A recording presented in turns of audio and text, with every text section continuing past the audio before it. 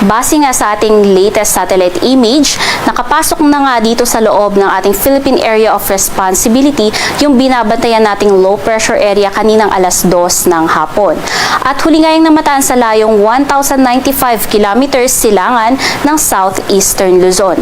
Nananatili pa rin nga na mataas yung tsansa nito na maging isang ganap na bagyo sa loob ng 24 oras. At kung mangyayari nga yan, papangalanan natin yung si Wilma at ito nga yung magiging unang bagyo ngayong buwan ng Disyembre. At inaasahan nga natin na maaari ang tumahak pa kanluran at maaari ang maglandfall dito sa may parte ng Southern Luzon, Visayas at Mindanao Biyernes hanggang Linggo. Sa ngayon nga, mataas pa rin yung uncertainty kung saan talaga tutahak itong binabantayan nating low pressure area.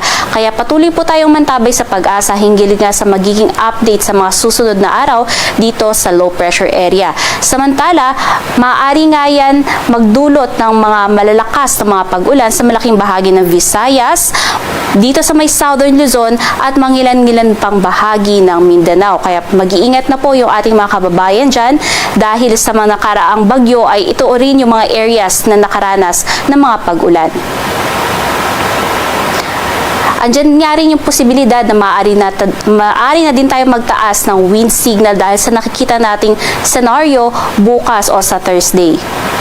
At bukod nga dito sa binabantayan nating low pressure area, patuloy pa rin nga nakakaapekto ang Intertropical Convergence Zone o ITCZ sa may katimugang bahagi ng Mindanao.